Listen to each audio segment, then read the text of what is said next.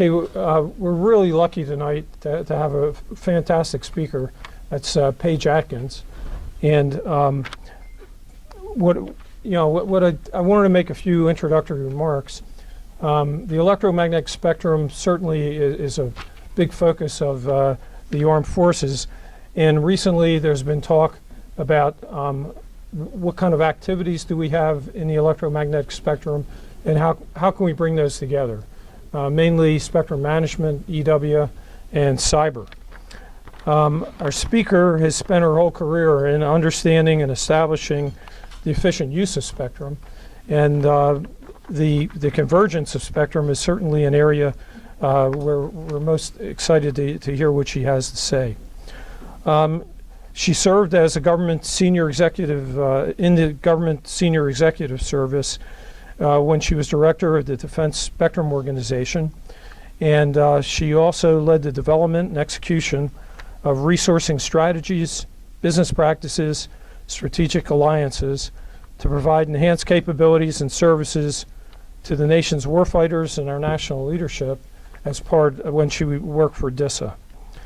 Prior to DISA, she served in industry and government leadership, working for Cisco Systems, Cytor, the Joint Spectrum Center, and Gold Ocean Systems Division.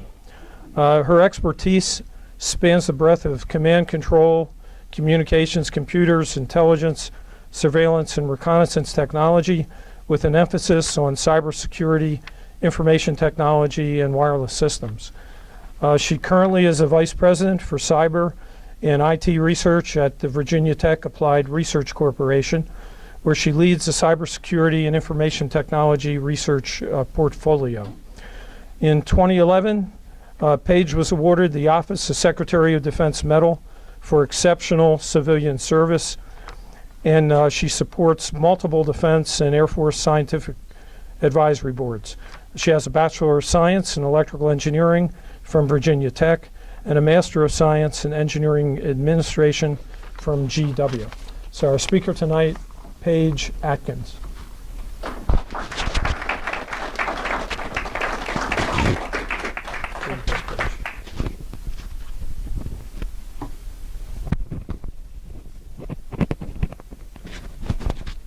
Hopefully that will work. So I want to thank Barry for inviting me this evening. My first foray into the world of the electromagnetic spectrum was in 1988. I was a defense contractor at the time, designing and developing sonar systems. And I met this lieutenant colonel from an organization called the Electromagnetic Compatibility Analysis Center, or ECAC, which happened to be the predecessor organization for what's now the Joint Spectrum Center. And he asked me if I would be interested in applying for an engineering position in the government and working in spectrum management. And of course, I had no idea what spectrum management was, but of course I also said, sure, let's discuss it. And a few months later, a spectrum zealot was born, and I have never looked back. My career has taken me in and out of the spectrum community, but for many of you, you would know that once you're in, you never get out. And I have enjoyed every moment, and I still am very passionate about this area. And the last time I spoke to an AOC event was in 2009. And surprisingly, or maybe not so surprisingly, it was on pretty much the same topic, the convergence of activities within the electromagnetic spectrum, particularly electronic warfare and spectrum management efforts. At that time, GEMSO, the Joint Electromagnetic Spectrum Operations proposed doctrine, was gaining a lot of traction. I was up on the Hill incessantly fighting battles for spectrum reallocation from government systems, particularly DoD, to commercial systems. And the SecDef had directed Stratcom to stand up this new organization, this sub-unified command called U.S. Cyber Command. So there was a lot going on. And I think about the same time, there was a lot of visibility in the tank for the chairman, vice chairman, and the service chiefs, where I believe between myself and Fogg Hahn, we briefed the tank on these issues within a matter of a few weeks of each other. So again, a great deal of visibility and angst And folks were really wrestling with, when I say folks, policymakers down to the operators were really wrestling with, what does it all mean? What are the implications? And how can we continue to operate effectively in the future in this thing called the electromagnetic spectrum? Since that time, I think we've made some progress. We've established GEMSO doctrine, which is good, but we still struggle. EMS, the electromagnetic spectrum, really transcends all the physical domains as well as the information environment, cyberspace. And it doesn't respect boundaries. And in that case, it becomes very difficult to wrestle with issues in this very complex and unpredictable environment. And that is very true when you're looking at spectrum, EW, and cyber collectively. And one thing I wanted to say up front is my remarks are my personal opinions, and I'm not here to debate politics. Who owns what mission may be a superset or subset of the others. And that to me, though it's an interesting debate and eventually becomes important, it's not really important in terms of effectively operating in this kind of environment. So it's really about how can we understand the interdependencies and how can we holistically leverage all of these elements to achieve the desired effects we're trying to achieve in the field operationally. And next slide, please. So I'm finally getting to my slides. So I'm going to talk about definitions. Definitions are sometimes our hardest issue, especially in cyber, though I'm not going to define cyber. But I did want to define convergence. And these are just 3 definitions that I pulled from the dictionary. And the point here I wanted to make is convergence doesn't mean one. It may mean a union, a federated union, I'll call it. But I really like the wording at the bottom. It's really merging of distinct elements into a unified whole. And so when I talk convergence, think about it as this federation of distinct elements into a unified whole. Next slide, please. Okay. Now, despite being man-made, the cyberspace domain is operational, and it's interdependent with the traditional physical domains that you see here in terms of air, land, sea, and space. And with respect to spectrum management, EW, and cyber, it's very analogous. They're distinct yet interdependent elements, and they're all part of the operational environment that we have to leverage holistically. When you look at each of the operational domains, regardless of whether it's the virtual or the physical, you can see, hopefully in this picture, that an underlying critical element to all of these is the electromagnetic spectrum. Next slide, please. And hopefully that shows okay. This was taken out of the GEMSO doctrine. And the EMS is a physics-based maneuver space, essential to controlling the operational environment across all military operations. Information and data exchange between platforms and capabilities at some point in time has to go through the electromagnetic spectrum from a transport standpoint. But this maneuver space is constrained, and I hope that comes out graphically in this slide. It's constrained by both how we use the spectrum from a military standpoint, how the civil and commercial users use that spectrum, and almost most importantly, that the adversary is still trying to prevent us from gaining access to our spectrum for military objectives.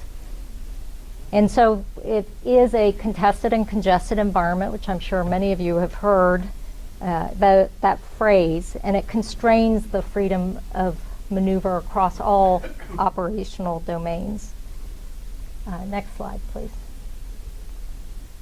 So definitions. I'm a pretty simple person. So when I think of this area, I think of it simplistically from a definition standpoint. The electromagnetic spectrum is a physical medium through which you can do things. Spectrum operations, electronic warfare, cyber warfare, those are methods by which you're trying to achieve effects which may or may not go through this physical medium that we're talking about. And then cyberspace is a broader operational domain within which, again, we are achieving effects using the methods and medium that we're talking about here. Now, the key here is to treat each of these as a unified whole, going back to the definition of convergence. And you have to consider each of these to be effective operationally. Next slide, please. And this graphic I took from an Army Cyber Command brief. When you take a step further and talk about the methods specifically in terms of managing the spectrum, performing electronic warfare or executing cyber warfare, there's a definite intersection of people, process, and technologies, tactics, techniques, procedures. There's a strong intersection in the middle. And we have to understand and leverage each of those to effectively do the critical elements, which are at the bottom: operate, defend, exploit, and attack. And you can't do one in isolation of the other. And I think that's important to take away from this. Again, it's a unified whole. And you can slice and dice this issue any way you want. These are a couple representations that are, I'll say, from the GEMSO standpoint, are codified in doctrine today. But we must treat them as an integrated whole. Now, I would ask the audience here, for those that are familiar with these issues, do you think today we treat them as a unified whole? Anybody believe we treat them as a unified whole? And do they need to be? Would people agree they need to be? Would folks say that we've made progress? Okay. And I would agree with that. I think we've made pretty good progress. Still a lot of long way to go, but we've made progress. Now, the world continues to change, especially in the cyber world, and sometimes very quickly. We don't have control, so we must continue to transform within each interdependent element, but also, again, looking at the unified whole. We must continue to mature and innovate our technology, our TTPs, processes, and tools to maintain the advantage in this area. We must continue to improve our capabilities to understand our environment, to understand the electromagnetic spectrum environment, the battle space, to include securely sharing information and increasing collaboration across traditionally siloed activities, siloed communities, to ensure that we have better situational awareness and situational awareness in real time, so we can effectively operate across these interdependent elements. And there's a lot of work being done in trying to achieve that, but again, we still have a long ways to go. So ultimately, our goal is to accelerate the warfighter's ability to effectively and efficiently manage and control, I use the word control in quotations, the electromagnetic battle space to achieve the desired effects. And we must be able to do that, again, in a contested and a congested environment. The next slide, please. I'm going to wrap up. This will be fairly short because I want to get into the dialogue, but our worlds, and when I say that, think spectrum management, electronic warfare, and cyber, have been converging for several years. And we must keep the momentum going. It's an imperative. We need to continue our focus on the integration of all of these activities to operate, defend, exploit, and attack. The spectrum has no boundaries. It doesn't respect organizational structures. Think the 2, the 3, the 6. It doesn't respect community boundaries, cultural barriers, or geographic borders. We must understand how to better manage and control it, and treat spectrum as a joint and critical resource. EW battle management and EM spectrum management is largely one and the same, but still distinct, and must be treated as a unified whole. And we need to continue to focus on collaborative efforts to address data, tools, TTPs, modeling and simulation, and other areas to enable spectrum operations holistically. Now we still need to take that next step and better understand the interdependent nature and operational advantages of integrated GEMSO, joint electromagnetic spectrum operations, and cyber operations in the larger context. Further breaking down what I'll call the artificial barriers, again, think 2, 3, 6. And when we get there, and if anybody thinks we'll ever get there, then raise your hand. But when we get there, or think we get there, our operating environments will once again change in an unpredictable way. So we have to remain adaptable. We have to continue to adapt, not just the specific elements, but adapt this unified whole. And that's all I have to say. And so I'd like to open it up for questions. Paige, what would you say are the challenges that exist in order to bring these disciplines together? I'll say that technology is not the hardest part. And you see this over and over in many different areas, not just this particular area.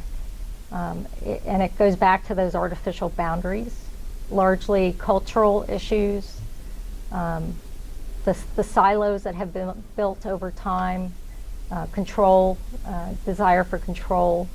And Lori may want to comment as well, but I believe it is breaking down those barriers, enabling it with technology, but this is fundamentally largely a cultural challenge as much as anything else.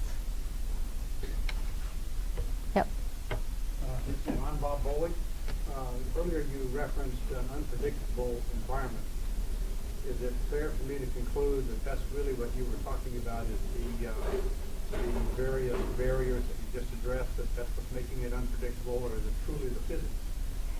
Well, it's a combination of things, but when I talked about the unpredictable environment, it is, if you look at cyber today, or even the use of spectrum today, 5 years ago, you would have never predicted where we are today in terms of use of spectrum, constraints on our use, interference issues, cyber, where cyber stands today.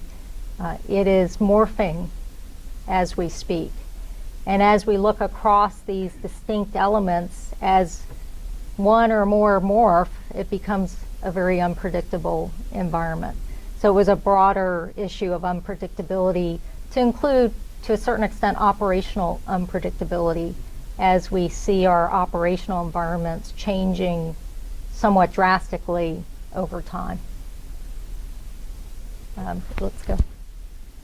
Strictly speaking, the military is under Title 10, so independent DoD systems. And as we know, the majority of the most sophisticated tools to fight cyber warfare are in DoD.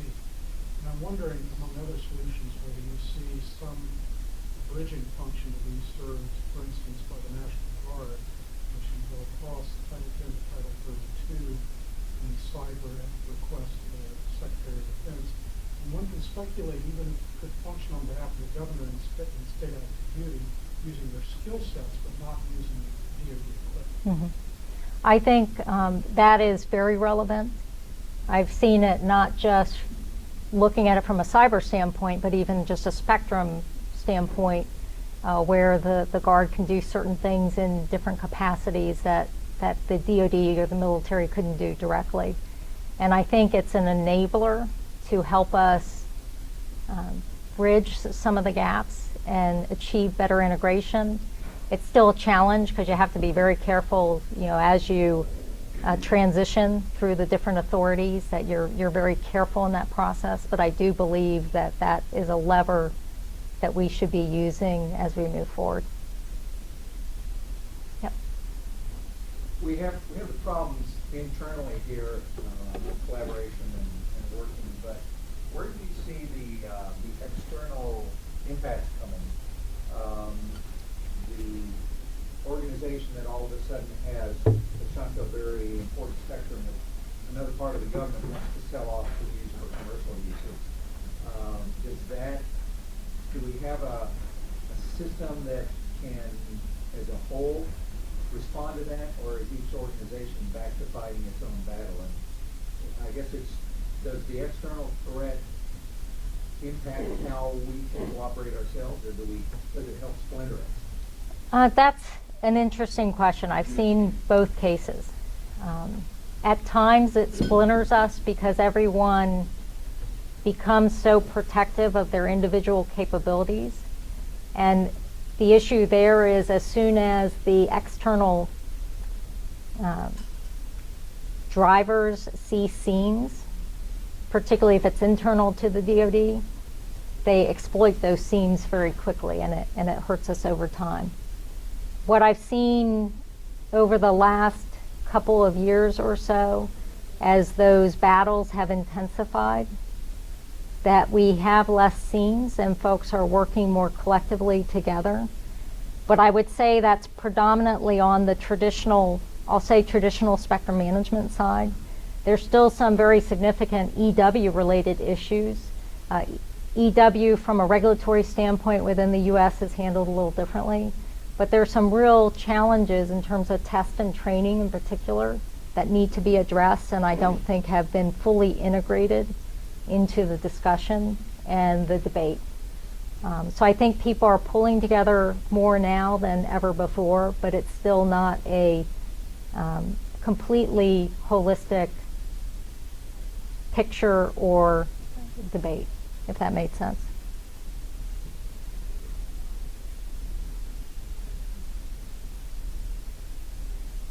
There's got to be another question. Yeah. What kind of legal battles are you seeing right now with spectrum management? Department of Commerce, industries, international telecommunications industries that are buying more and more. And the second part of that is what is labor content? Okay. The first question I'll answer, since folks may not understand kind of the regulatory process for spectrum management.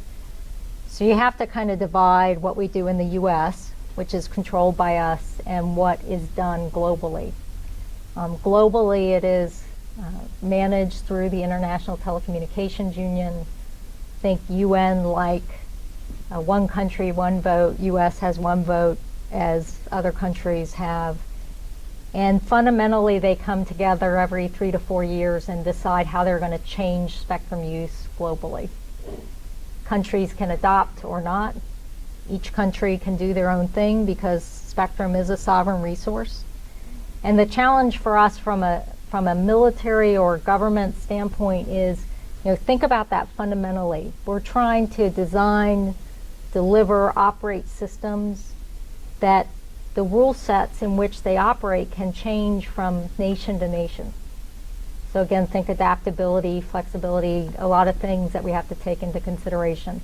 And granted, if you're going in, early stages, you may not care about that, but it doesn't take too long where you start having to care about that. Within the US, it's interesting in that we have a bifurcated system. There is no single authority for spectrum within the US. The president does not have that authority. It is split between the NTIA, the National Telecommunications and Information Administration under Commerce for federal use to include DoD, and the FCC for commercial as well as state and local use. So it's all about negotiation and coming together to determine how they might change things to include all of the discussion, analysis, debates around reallocation of spectrum in that process. But a lot of things are driven presidentially or congressionally. The president signed out a new memo last week, and there is a strong, there is a lot of pressure to reallocate spectrum, or in particular to share spectrum between government and commercial, think wireless broadband systems. And the commercial folks have a lot of weight in this process. So it's a matter of trying to determine if we can or cannot share, and if we share and something happens, what does that mean, particularly legally? Is somebody liable if a commercial carrier loses money? Is somebody liable if commercial carrier turns up and a PGM, a precision-guided munition, goes astray and hits a house and kills 10 people?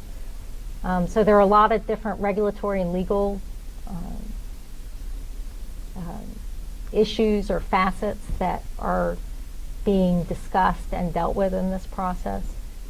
But it's also different if we're talking about within the U.S.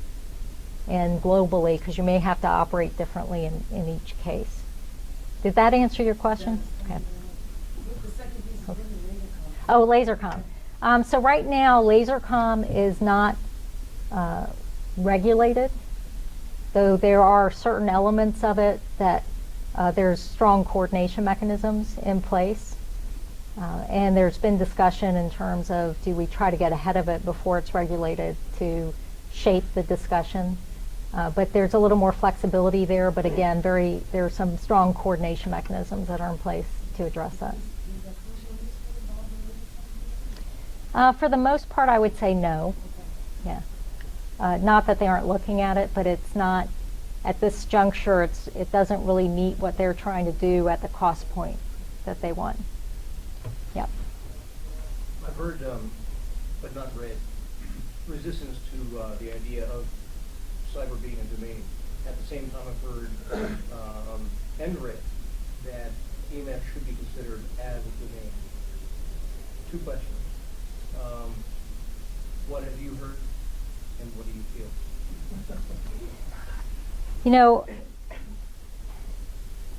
When cyberspace became a domain, I personally did not agree with that. I believe that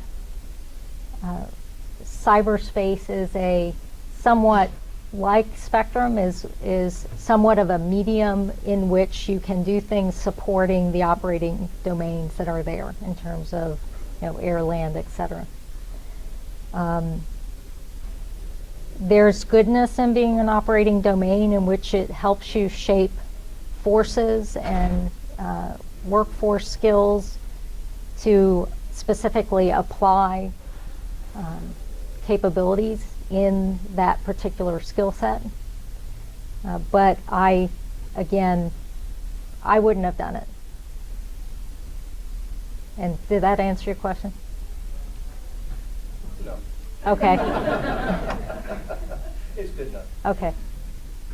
Yes, Laura? Hey, Paige, I don't know if you have a lot of visibility into this or not, but I don't think anybody does, so if you don't. The Boston bombing, of course, was a eye-opener in a lot of ways, and it had you thinking, or it had me thinking for a time, if we ever have to employ something to stop some sort of remote control device from detonating on U.S. soil, i.e. a jammer, and you have to employ that like in a subway or something like that, what does DHS think of all that? Are they even prepared to consider these spectrum concerns of responding to some sort of an emergency of that sort? Are they wrapped up in that at all, or is it completely kind of above them right now? I'll say authoritatively, I can't answer that question.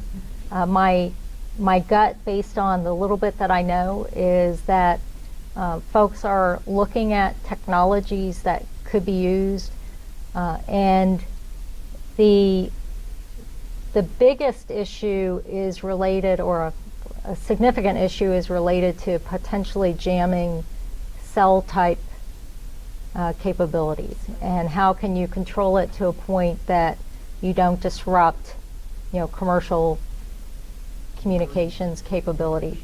Metro trains are synchronized on wireless capability. So, knowing when to brake and knowing what situation we're in with another train and track, et cetera, what if you jam that?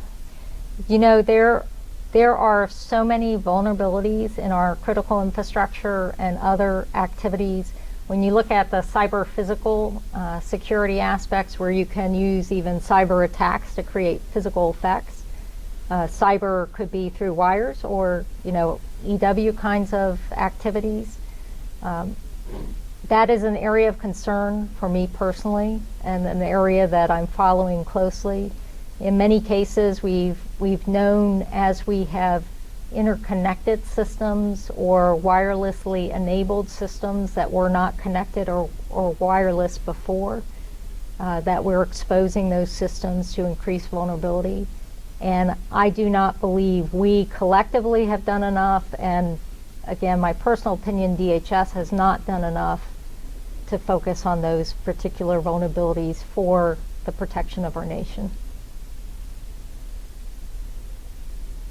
Yes. That leads into a larger discussion with DOD.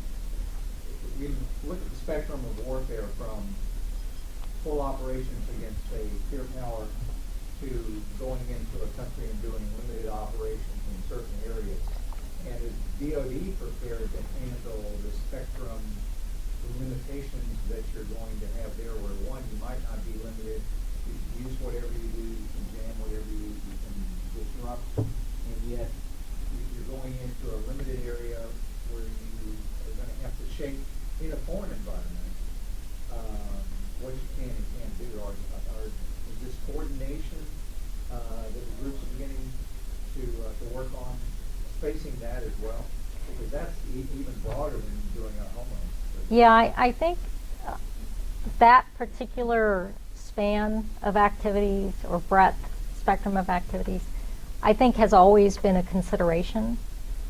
And you can look at systems that are very targeted toward either low bandwidth, low probability of intercept, and geared toward the environments that they might be placed in, to the more traditional types of systems that you would be in a normal engagement for whatever purpose. So I don't think that's new, and I think that is considered along the way.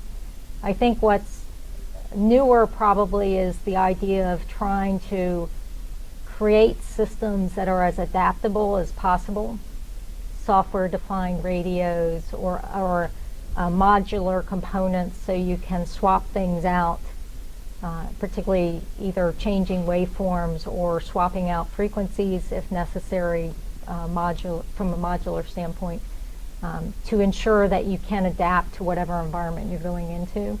Are we there yet? Not by far. But those, to me, are some of the critical technologies that we're moving toward, to include technologies that will incorporate in the future dynamic spectrum access, cognitive radio technologies, where they can sense, understand, adjust their operating parameters based on knowing where they are, what's around them, et cetera, and learning over time. And some of those technologies, by the way, though they were initially developed for communication systems, they are starting to be assessed and integrated, I'll say, into systems like radar, electronic warfare. How can we become more smarter, more surgical? So there's a lot of activity in that area. But the basic problem you described, I think, is something that we've been addressing for quite some time.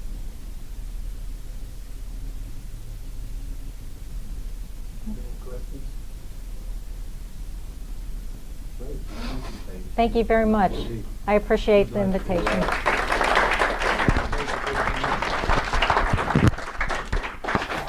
Now, it is customary we give our guest speakers the Capital Club Hockey Puck in recognition of your time and effort coming out here. Thank you very to much. actually welcome us. I appreciate it.